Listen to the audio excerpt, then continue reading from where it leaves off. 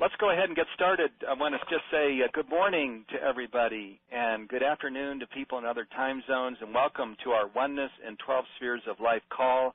This month we're focusing on health. And also a big welcome to all of you who are part of the Living in Oneness Summit. We've combined both the programs for this call.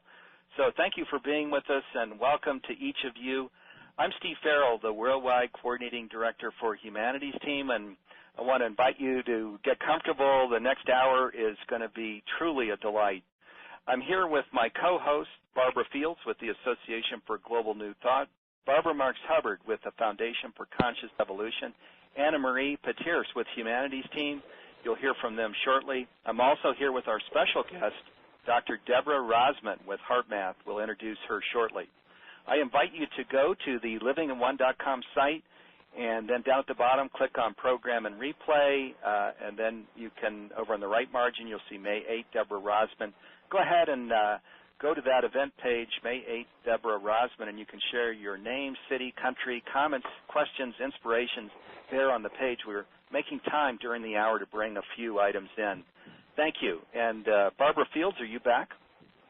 Yes, I am. Hello, everybody. I understand that we have a big crowd with us today, and I just couldn't be more thrilled with this. Is the fifth, I think Steve's already mentioned, in our particular series called Oneness in the 12 Spheres of Life, and we're just so glad that it overlapped with the summit today because that's just a perfect fit. It is, and so much fun. We're going to just do some quick self-introductions by our host team, starting with Anna Marie Pieterse. Wonderful. Thank you. Good day, everyone. It is my great pleasure to be in conversation with you all today, exploring how oneness is at play in the sphere of health. I'm also delighted to be in communion, as always, with my colleagues, and especially excited to meet and to share time and space with you, Deborah Rozman. I have been involved with Humanities Team since 2005 as the country coordinator for South Africa, and I've had the privilege to serve on a worldwide level in different ways. I'm currently blessed to co-lead the Humanities Team Oneness in 12 Spheres of Life initiative, together with the Worldwide Coordinating Director for Humanities Team and the host of this series, Steve Farrell. I'm especially passionate about this sphere that, for me, ultimately deals with the question of reality. I'm so much looking forward to a great discussion, and I would like to wish everyone a warm welcome. Thank you. Thank you, Anna Marie, and is Barbara Marx Hubbard here? Okay. I just spoke with her a minute ago, and she's got the numbers, and she'll be with us as soon as she can. Fantastic. And Barbara, do you want to go next with this self-introduction? No, I'm kidding. I thought we need a little lighthearted relief here. I'm Dr. Barbara Fields. I'm Executive Director of the Association for Global New Thought. And we were delighted to partner with Humanities Team for Global Oneness Day last year, and are looking forward to doing that again this year. AG&T, as some of you may know, is responsible for the Gandhi King Seasons for Peace and Nonviolence campaigns. We're now in the midst of Season for the Earth, and we have people signed up from all over the world, and I know that many of you on the call are participating in Season for the Earth with us. And we're most excited right now because all of these topics, spirit, society, the self, everything that we've been discussing about oneness, is the topic of a brand new film festival that AG&T is sponsoring in Santa Barbara, California this October. And if anybody wants to learn a little bit more about that, because it's a real face-to-face gathering, you can find out more at awakenedworldfilmfestival.com.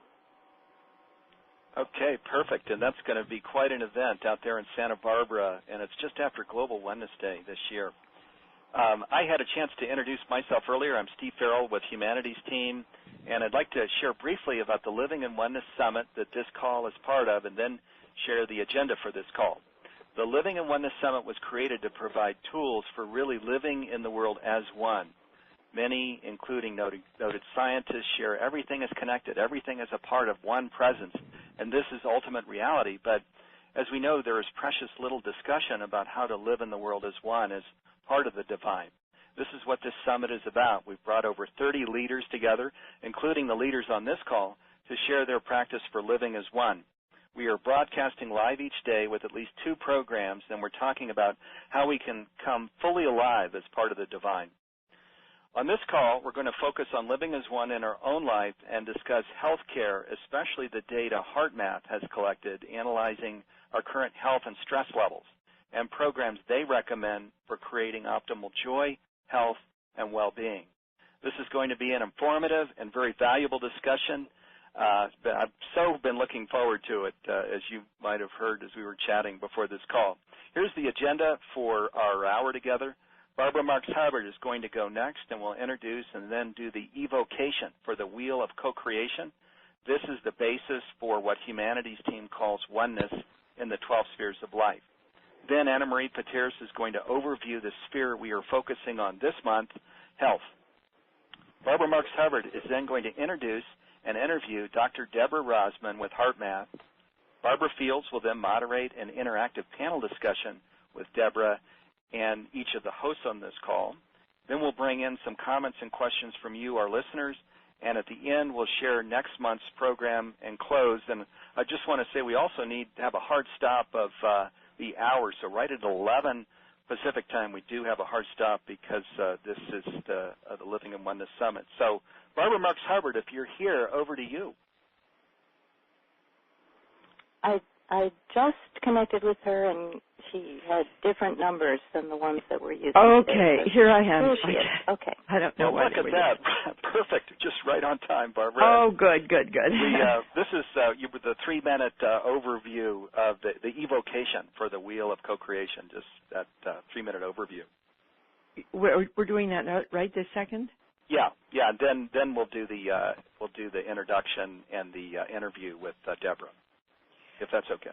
And I think Anna Marie's actually going to talk about health after you do the 3-minute. So we have welcome, an overview, and then self-introductions. Those come first and second, then the wheel, right? Yes. Yeah, we've already done those. We're in process. Oh. We're actually right at the evocation of the wheel part. Oh, perfect. Okay, so I'll do that now. Yes, please. Perfect.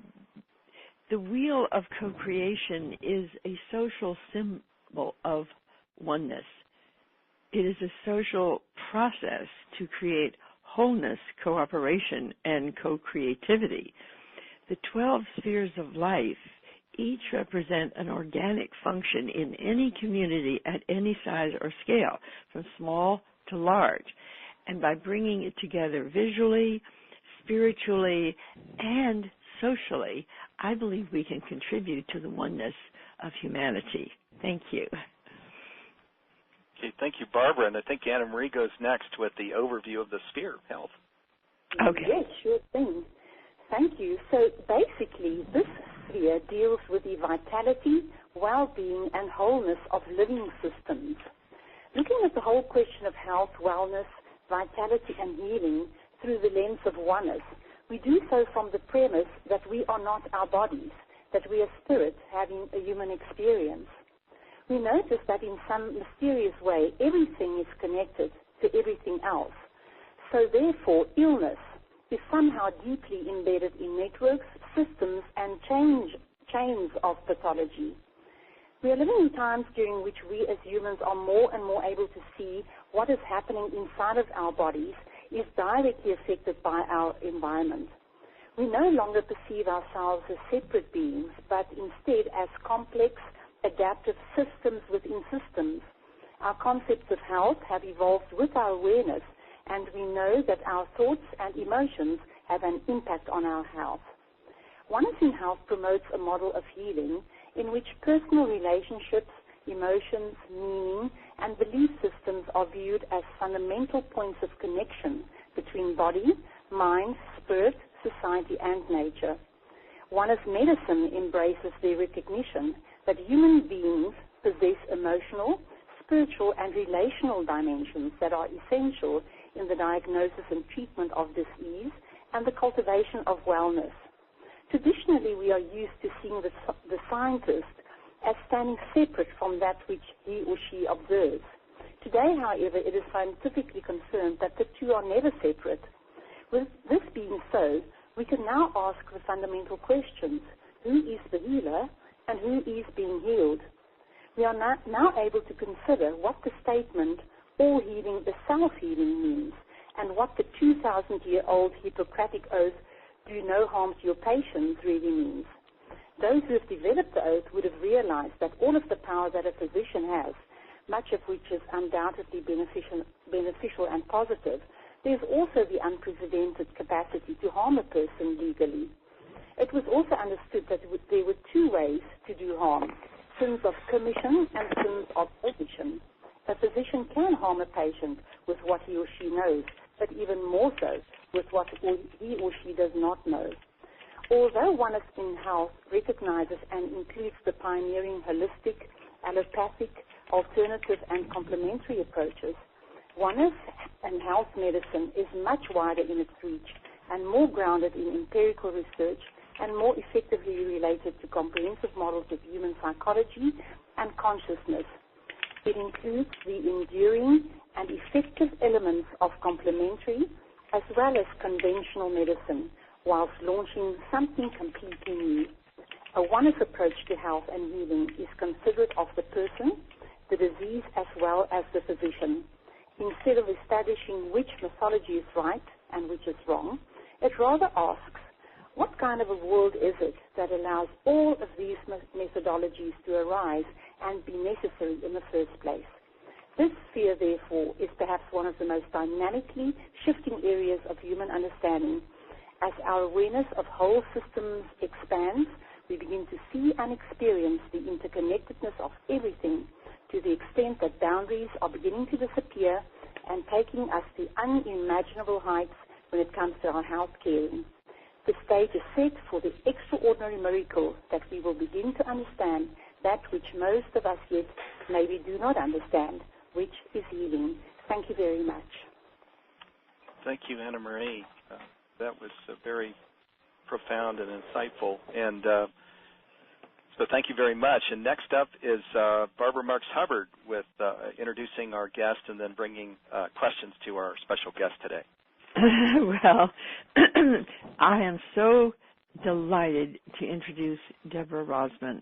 I believe I've known Deborah probably longer than most, even before HeartMath. Isn't that right, Deborah? Oh, yes, many years. That's right. We were forming core groups and Love at the Core and working together before HeartMath formed, and I then became, of course, familiar with her work at HeartMath, and it's been an amazing journey from this very small beginnings to have developed a process based on basically learning how to use love to heal, to cure, to change reality in the simplest possible way. And through the inspiration of Dr. Lou Childress and the whole huge organization of HeartMath that has been developed, they are now reaching into the military, into hospitals, into schools, places where certain kinds of more spiritual or evolutionary thought may not be welcome. HeartMath is there. And with Deborah at its leadership, with her partner Martin, the two of them, I feel, are making among the greatest contribution that any group is making to the more peaceful and creative evolution of humanity. I'm so happy to introduce you, Deborah. Well, thank you, Barbara. I'm so happy to be here with the Living in One and Humanities team, and especially you. Our long connection and heart connection and friendship is meant a lot to me. Yes. Thank you. So I think, Deborah, that it's time for you to be questioned, yes? Yes. Okay, so this would be calling on questions for Deborah. Oh, am I to ask the questions for yes. Deborah? You got up Barbara, there, do you have the paper that we sent with questions on it? No. Because I can certainly, if you want to just chat with Deborah for a minute, I can print it out and bring it over to you. I can just jump right in here. I also have some questions. Okay, let me go ahead and jump in. Barbara, we work well as a team. That's why the four of us host these programs together. So I'll invite Barbara, and Anna Marie to just come in here with things. But Deborah, I thought a good place to start actually is with your assessment of the healthcare industry in the U.S. today. Of course, you're bringing a lot to it, but why don't we just start with just what is your assessment of Western medicine today? Well, I'm going to try to approach this differently from perhaps what people have read in the media. I mean, there's tons of articles and discussions going on the news everywhere about healthcare in the Western world. To try to put a different lens on it, I would suggest that, again, this is what we found in our research at HeartMath, is that stress, and particularly emotional stress, is a prime causative issue of health and disease. I mean, disease, really. I mean, if you look at what dis-ease means, if we're not in ease, something's out of balance. And stress in a system means something's out of balance with that system. And we're meant to be resilient creatures. All of nature is incredibly resilient, which is get stressed or challenged. That's how we grow, and then come back to alignment or balance or ease. When we have been out of balance too long through whatever reasons, mentally, emotionally, physically, spiritually, then this dis-ease starts to create a stress accumulation hormonally, immune system-wise, all sorts of ways in the system, and something starts to break down. Until medicine begins to address that, and I point specifically and put a lens specifically on emotional stress, because that's one thing that most people seem to avoid, run away with, and yet that's the thing that is putting so many millions of people over the edge, all over the world, in these changing energies, uncertain times, and especially in the Western world, where we have gotten used to some, living habits and food habits that aren't productive. So I would say that the main missing ingredient is how we address emotional stress, which is directly related to the gene expression of what gets expressed in the DNA gene level in terms of what we're susceptible to and epigenetics for disease, all the way to the chronic diseases we're seeing happening now. And nothing's going to really change, I don't perceive, until we take responsibility and help each other with that issue. Yes, I've got your book right here. One of the books, the many books that your organization has put out, the HeartMath solution, in front of me, and what an excellent read it is. You've been with HeartMath since the beginning, so can you just tell us about HeartMath, how it came onto the scene to focus on this problem, did it not? And what are some of the things that HeartMath suggests we consider here? Sure.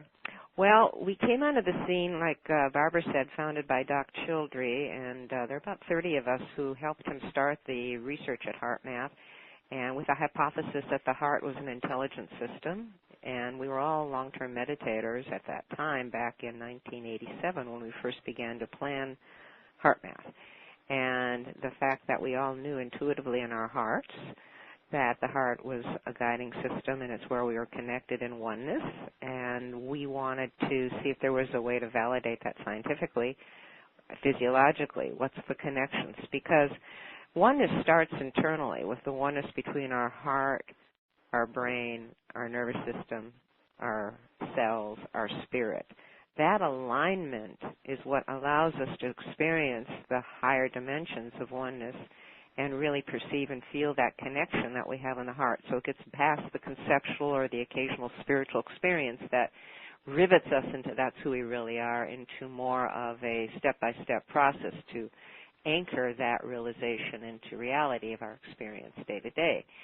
And so that was our mission, and that wasn't our overt mission. Our overt mission was to help improve people's health and well-being and performance. And that's how we began to research and test the HeartMath techniques that were developed from the research in the street, as we call it. Our goal was to bring sky to street and really see if these techniques and tools could work for the ordinary person who didn't perhaps believe in anything, or was an atheist, or had a fundamentalist belief system. It didn't matter what you believed.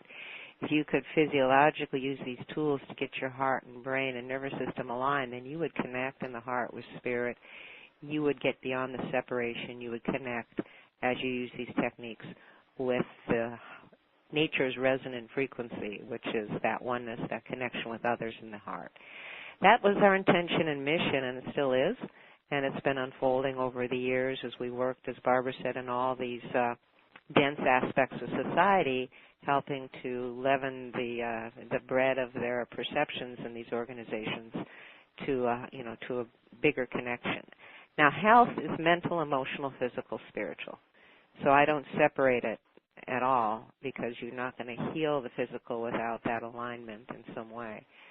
It'll keep popping up somewhere else. So again, it gets back to the heart at the core, love at the core. What activates that alignment is truly what we've been researching.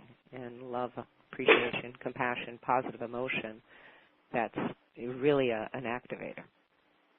Wow, so many things you shared there. I want to stay on the HeartMath track, but before we do, because you brought in oneness, and thank you for that. So amazing that back in the in the 1980s, you know yourself and other doctors, PhDs, were building this practice, and it was a practice based in oneness. You described how it, we can start by looking at it internally. Can you just take us a little deeper into oneness, in terms of maybe your own views on oneness and processes with oneness, and just how it helps you to be the professional that you are and have the balance and health and well-being in your own life?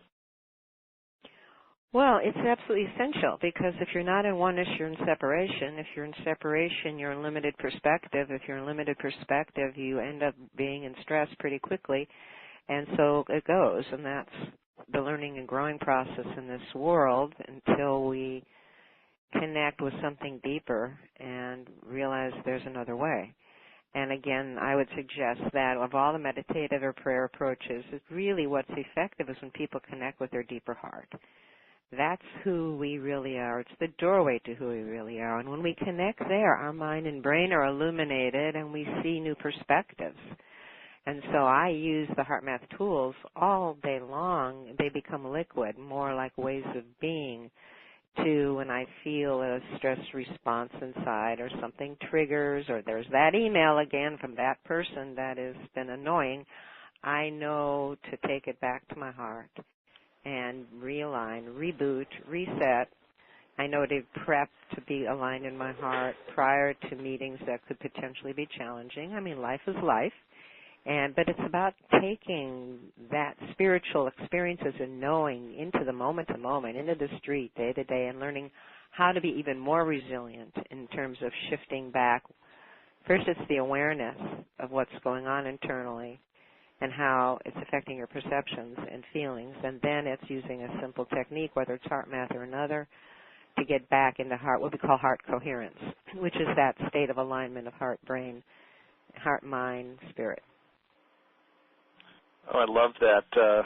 Again, just a treasure trove of things that you shared here, Deborah. Connect with the deeper heart. This is the doorway to who we really are. The thing I loved about this book, The HeartMath Solution, and again, there's several other excellent books out from your organization, it's a step. It creates a step-by-step process for living in oneness. It's all about the tangible, and you're not. You're using secular terms, though spiritual terms are occasionally brought in. But, it would be hard to get lost in the processes that you lay out for living in health and well-being. Well, that's always been our deepest care. Our service is to use our collective heart intelligence and mind intelligence and any intelligence we could pull in, intuitive intelligence, to what would help people connect more with who they really are. There's so many wonderful processes, so many caretakers on the planet doing different aspects of oneness to lift the wholeness. And ours is specifically to help people learn how to really listen to their heart signals, follow their heart, get realigned with their heart, because we know that what connects them to their higher intelligence, higher self, whatever, God, whatever you want to call that. And that's an unfolding process.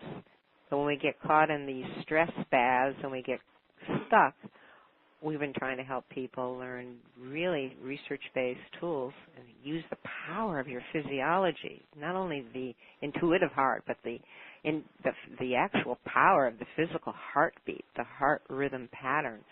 If we can shift that into a more synchronized mode, which our technology helps people do, it powers up our intentions and our ability to get back into alignment.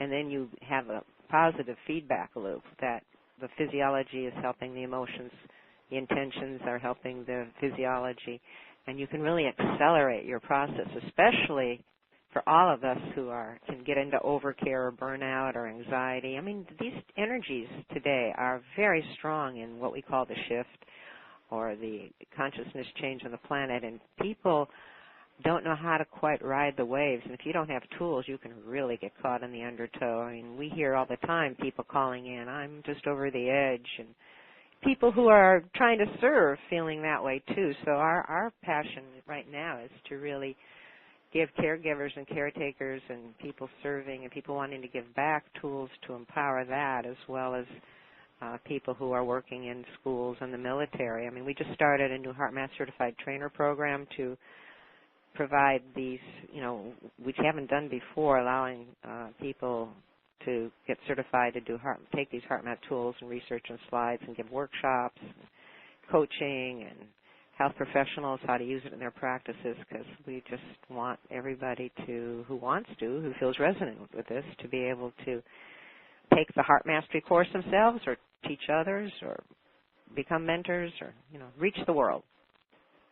Wow, I love you're actually bringing in our work, those of us that are hosts, where you talk about the shift, the consciousness, the changes that are going on, and then you bring it into the aspect of how to ride the waves. So for those doing that work, how can you, as you put it, how can we empower the shift? How can we bring tools to people that are doing this work? But as well, you're bringing the tools to hospitals, like you say, schools, to organizations all over the world. Let's go a little deeper into these tools that you provide, because you share, that you provide breakthroughs on many levels. You've actually been talking about some of these breakthroughs and some of these tools, but do you want to just kind of take us through sort of the high-level positioning of HeartMath and the various services and tools that you provide? Sure, I'd love to. We're in over 100 hospitals, and people probably don't all know that nurses have the highest healthcare costs of anyone, any occupation, and the highest burnout, and the highest level of what we call overcare, strain, pressure, just on and on. And there are healthcare workers, and they're also giving. They're the people behind a lot of the care and giving why someone will go into nursing. So it's a strong facilitation of care for the caregivers that we do there by providing these tools. And here's an example, what organizations, and hospitals are one, but we're working in corporations. Even GlaxoSmithKline, the drug company, has brought in HeartMath as their stress management program. And again, it's because it's so research-based that the tools, the techniques, and the technology all of together. There's HeartMath strategies, programs like heart mapping, and being able to look at your emotional landscape and then use a technique to shift quickly out of anxiety or anger or frustration or stress and rebalance your system. And so that's the main thing, is now resilience is becoming the popular word, and that's exactly what this is. Resilience is not only the ability to bounce back from stress or stressful episodes, but you build a reservoir. It's a type of energy that you want to build in your system by practicing being in heart rhythm coherence. And our technology, the M-Wave or the inner balance technology, shows you when your physiology is there. It actually has a little ear clip that clips to your ear that's a pulse sensor, and then it goes to the software in the app that calculates how much synchronization is in your heart rhythm pattern that reflects the heart-brain synchronization. And then guide you through a simple technique called quick coherence, or heart lock-in is another technique to be able to really stay in that synchronized state for longer periods, and gives you fun games to help train you there so that you can build this reservoir of resilience energy, coherence energy that ends up being protective. It ends up being healing, but also enlightening. It raises your consciousness perception and gives you more centeredness, more connection with who you are, but more capability to move through your day, offsetting stress, and then a capability to reboot back to that alignment. And so that's what's appealing to people, and we will use very, very practical healthcare terms for people to be able to just get back in sync. When you're in, reinforce it. When you're out, get back. And that appeals to a wide range of organizations. And HeartMath Certified Trainer Program, we allow hospitals and individuals now, that's what we just opened up, to become certified trainers, to be trained the trainers in their organizations or in public workshops, to become coaches or mentors, to be able to share this and support each other in this. We have the HeartMath Interventions Program, which is just for clinicians, to be able to see how other doctors are using HeartMath for everything from pain management to post-traumatic stress disorder, especially in the military, but anything trauma, for alcohol and drug recovery, and just for plain old chronic disease management or prevention. So that's where we're growing now, and our technology, what I mentioned to you, the heart rhythm coherence feedback, is being used now. We're talking with some major companies interested in licensing our patents and putting it into those, smart watches and wrist activity monitors and in phones, where everything is going, and healthcare is moving much more online, and we have online training programs, and we're just trying to move with the technology to infuse the technology with heart-based living, heart-based approaches. Awesome. We've got, about 3 more minutes before we go into the interactive panel discussion. Barbara Fields is going to bring that in. So with the few minutes before we go to the next segment in the program, Deborah, we've got 14,000 and climbing, and the registration for this summit will end, quite a bit higher even than that. So lots of listeners here. Some probably have read your books because they're out there, thank God, and others probably haven't. But for our listeners, are there some simple suggestions that you might make? I want to mention one of the things that I was sensitized to in reading your material is the danger and the enormous stress that is a part of daily living, and how we need to be aware of that. And then absolutely. What I'd like to share with 14,000 or how many listeners directly from my heart is you wouldn't be listening to this program if you weren't a light worker in some way, if you weren't somebody who really was being called to living in oneness or called to learning more about it or actually manifesting in your life. And it is so imperative that we not martyr ourselves in the sense of stressed out in the name of doing the good. That is old. It won't work anymore. It'll feed back, and you will eventually have health problems. And my appeal from my heart to all your hearts is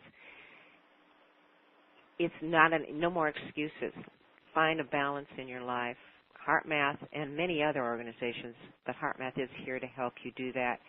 If you go to heartmath.com, you can find free resources. You can find the technology. You can find the programs for personal stress management. That's a whole other level than traditional, get stressed out and then in the evening go meditate and try to clear it, or try to take a bath, or go to aromatherapy.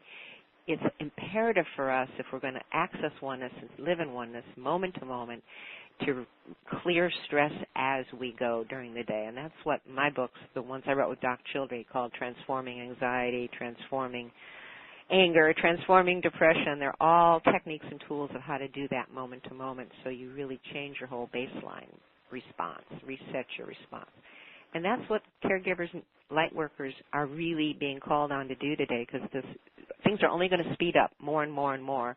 And we have to be able to ride those waves and ease and flow and create that flow. And so if your heart's being called to what I'm saying, I would just really invite you to go to our website, check it out, and read a book and practice a tool and get back to your deeper heart as often as you can. Okay, often. I love that.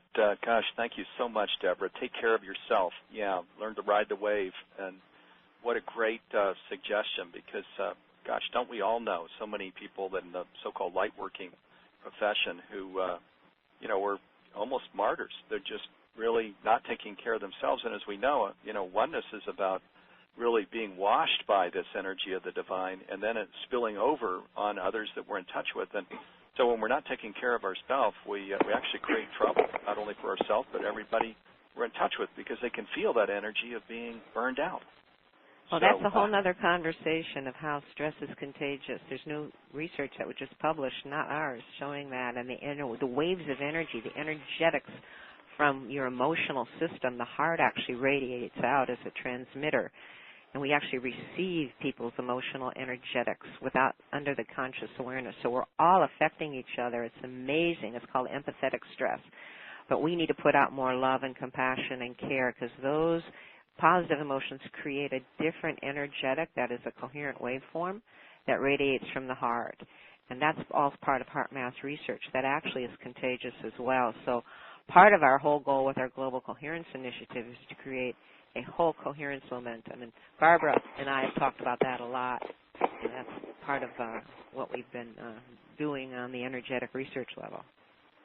Coherence movement, yes. Well, I think all of our work falls right in step with that. That's right. Deborah, so we support that 100%. And Barbara Fields, I think, is coming in next. And if we can go, Barbara, it's about 18 minutes or so to allow maybe 3 or 4 minutes at the end for our closing items because we do have a hard stop. I know you've got the interactive panel discussion here at this point. Sure. Well, what I'd really like to do now is see if we can get some conversation just going among the participants who are facilitating the call, the 5 of us here. And the way that I wanted to start it was to ask Barbara Marx Hubbard, who of course, listening to Deborah and knowing Deborah's work so well, my guess, Barbara, is that you've been having a lot of thoughts pop up in your head as you've been listening to Deborah and might want to jump in here with a few impressions to some of the things that she was bringing up. Well, I would like to tell just 1 or 2 stories. Is when I was visiting HeartMath in the early days, every morning we would get up and we would do a heart lock-in with the music. Yeah. And the breathing together, the whole group. And that heart lock-in has been something that I've tried to do all my life since that time. It's really, you started out, and it was very interesting to see also the scientific research. One of the things that amazed me, Barbara, Deborah, was that when your scientific researcher showed that the heart can almost send out a predictive signal before something happens. It's sort of like in the Secret Life of Plants, that plants can pick up the danger if somebody's thinking about burning them. And they've tested that so that it's predictive of what's coming as well as what's already happened.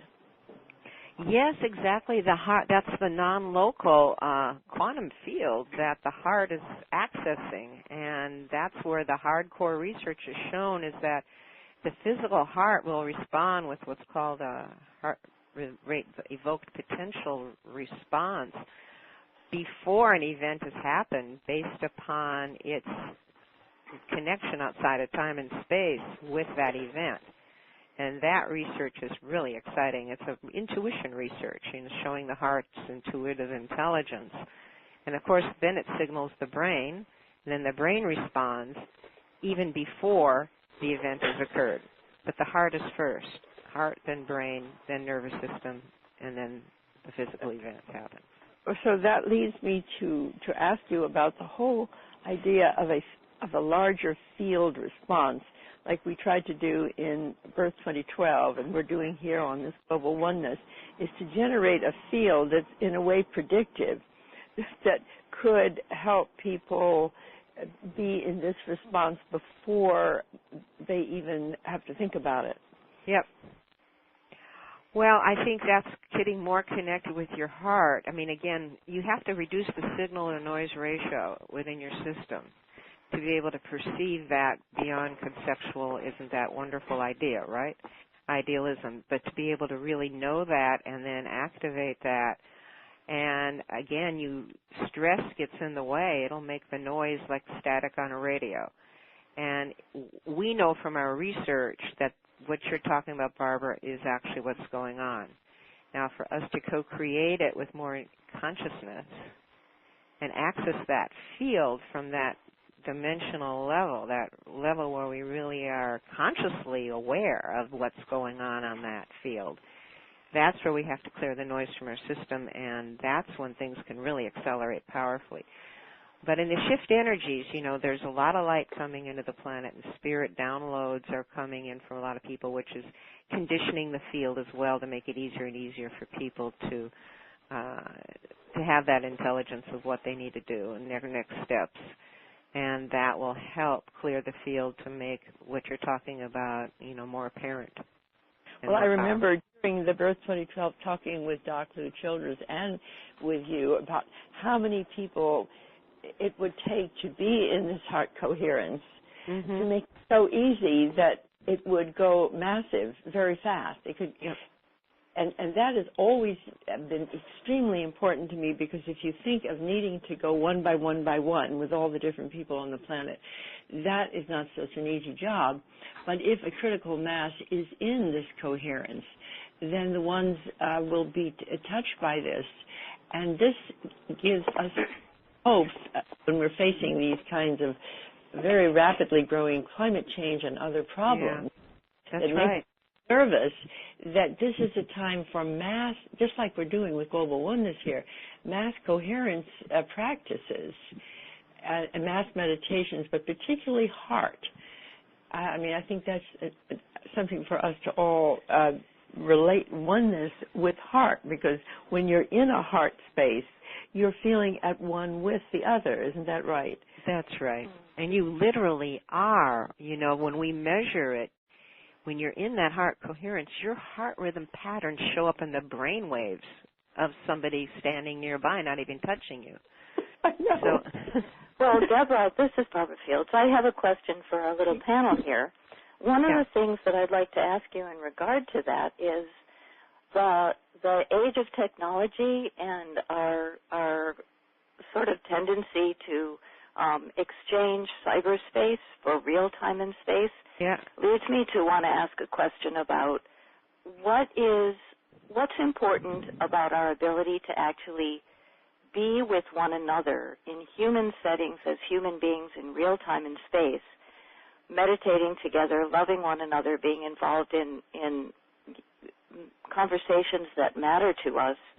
But there's this factor that sometimes really concerns me, that we're gathering more and more on telephone calls and on the internet and through our computers and our extended technologies that extend our outreach to the world, but that there's something being lost that happens. For example, when I get together with my dear friend Barbara Marx Hubbard, who lives next door, and we get into a mind and a heart sync in each other's presence that is of a quality that's far different than what we reach when we're talking to each other on telephones and on the internet. So I wondered if anybody on the panel, Barbara or Deborah or Anna Marie or Steve, has anything to say about how we can also optimize our real life togetherness at the same time that we're creating this great wave of global coherence. I would say there's a balance. Everything's about balance. The technology is incredible for allowing us to see what's going on internally, like we do with the M-Wave or the inner balance. The Global Coherence Initiative technology, see how the Earth's fields are responding. It's illuminating information that we couldn't have access to otherwise. And so is the Internet and the teleclasses and the telesummits. And that's just connecting us all. But it's the quality of our relationships, what you're saying, Barbara Fields. It's our personal nurturing love and connection with friends and family at the deep heart level. That is food for the soul that we then can take and share through these technology internets and get the feedback. So to me, it's a figure eight. We go home to our families and our friends and our spiritual groups in person for that deep intimacy, and then we express it outward in our creativity and our connection energetically through the energetic fields. That's how I look at it. Well, I think that's a wonderful question, Barbara Fields, because it takes a little extra attention to say, I'm going to go next door to Barbara Fields. That is like the easiest thing in the world. She's right next door. Mm-hmm. And yet sometimes we will go days without doing that because we get into a pattern of communication that really is not local. And I don't know the effects of this being non-local so much of the day is on the heart and the nervous system. Or is there a way of really generating heart through these non-local means of, like I'm a teacher on internet, and there are thousands of students that I have never met, never seen, never touched. Oh, yes, you're generating tremendous heart. It's like, think of it like a radio wave. Your heart is a radio. Mm-hmm. So just like a radio is broadcasting a program through waves, your emotional and spiritual state is being broadcast, like ours is right now in this discussion, to all the 14,000 people listening.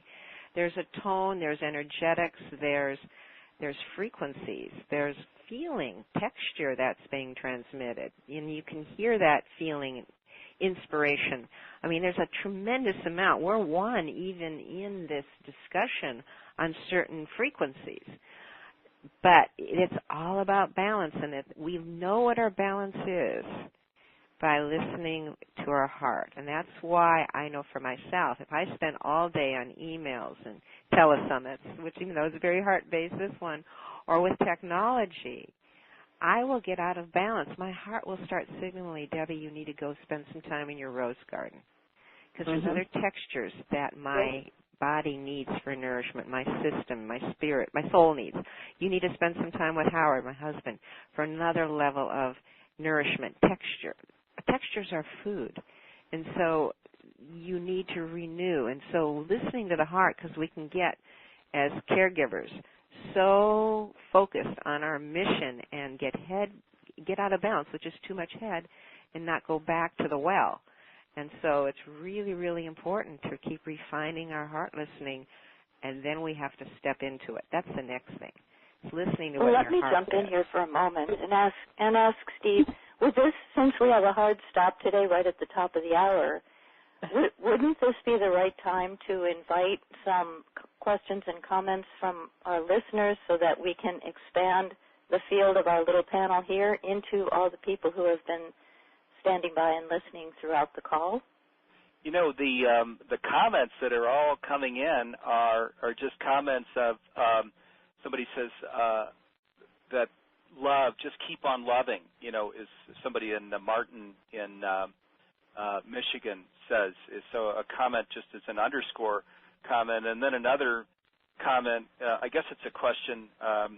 She says, I wonder if after some of the spiritual activism events that we did a Save the Water call recently, you know, the Fukushima reactor thing prompted a spiritual activism call on Save the Water. We did the Ho'oponopono, you know, meditation together, and this person says, gosh, wouldn't it be incredible if there were some way to measure, you know, the heart coherence of the group and any healing, you know, that was taking place where we have people all over the earth that are on a large call, you know, that are doing healing work together.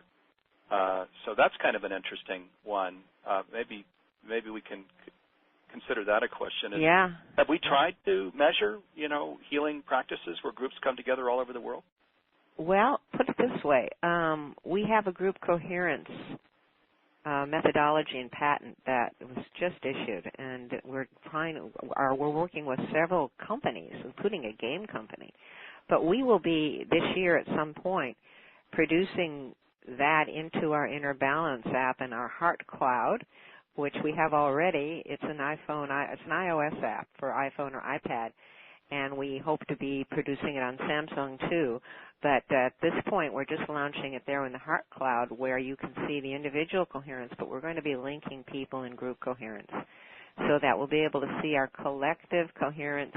Individual people can opt in and send their actual score, their level of coherence number that is being measured in real time, into the cloud system that we have, and we'll be able to then send back, here's the collective heart coherence level, and whatever the numerical value is, let's say it's 50, and then we can invite everyone to do the heart lock-in, provide the technique, and have music, audio with it, or do your own music or image or whatever, and see if we can raise that score in real time, and then raise the baseline of the collective.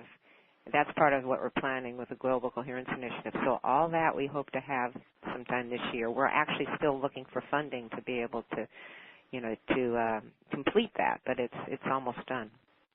Oh, I love that. That's great. I hope that you'll keep in touch with us about that, because if I could offer our October event as a real-time focus group, if you wanted to test in a real-time gathering what people using your app could report based on being together through a week-long experience, and then using the app in order to report their scores and determining the group's coherence. I think that would be really interesting. Be very interesting. Well, let's talk about that more. Hopefully we'll have it ready by then.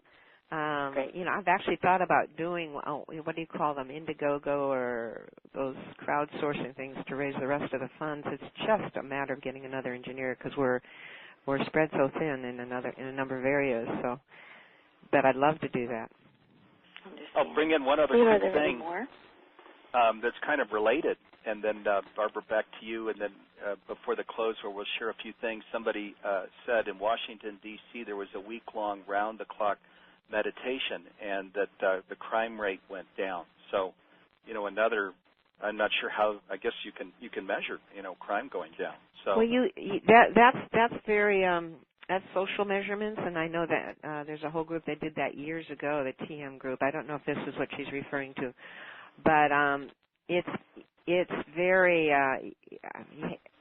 I'm sure that'll work. It's just that we're trying to do it affecting the Earth's fields here, and we don't know. We've done stuff like that, too. I just, as scientists, you've got to be so careful of whether that really was accurate, because then you get feedback from the traditional scientific community, and you end up being marginalized. And we at HeartMath, one of our goals, and we've been very careful of this, is to involve the whole peer-reviewed scientific community in our process. So it's really the physiology shifts. And then, of course, if we can see changes in the Earth's fields through the Global Coherence Monitoring System, that's all being peer-reviewed and peer-monitored right now. What I would suggest people who want to be part of this global coherence or group coherence, measurements, is if you can get the M-Wave or the Inner Balance and app and go to HeartMath.com, and you'll be able to see what that is, and start increasing your personal coherence baseline. Because like Barbara was saying, there is a critical mass. It's not that many people that once we're resonating in a certain individual physiological heart coherence baseline, as we come together in that group coherence, we're going to be able to really make a huge facilitated shift in the planetary fields. That's the hypothesis, and that's what we want to measure. But it starts with the individual first, getting their own alignment, and it's so easy to fool ourselves. I use my M-Wave or Inner Balance every day to make sure at least I start my meditation in the real heart coherent state, and then I'll do my intentions and other things, from there. So that's really step one, is our individual heart coherence level, and really checking that out and increasing it. This is Deborah Hubbard.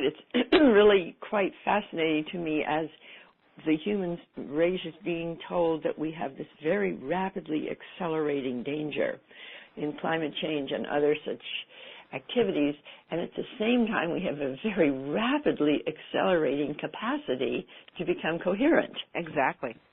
Both on the personal level and then also on the fact of there being, I was told, 7 billion cell phones, meaning the whole human race approximately is being connected. So maybe it's true like a birth phenomenon. As the danger increases where it can really destroy the system, so too is the birthing process happening this fast. And I like the idea that in our lifetime, because of the speed up of the problems, in our lifetime, the speed up of the coherence is also happening, and we are the lucky ones to be able to feel it. Absolutely. And as we accelerate our coherence baseline, we actually create a draw to bring in new frequencies. It creates a magnetic field that can bring in new solutions to some of our problems.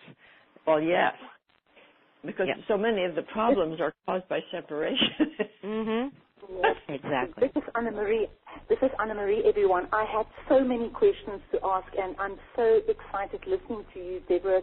It's really fantastic and gives me lots of hope. So this hour has been too short, so I know that we have to go over to closing, but I just wanted to say that lots of questions that I could have asked, but it has been wonderful listening to you, and I'm so inspired.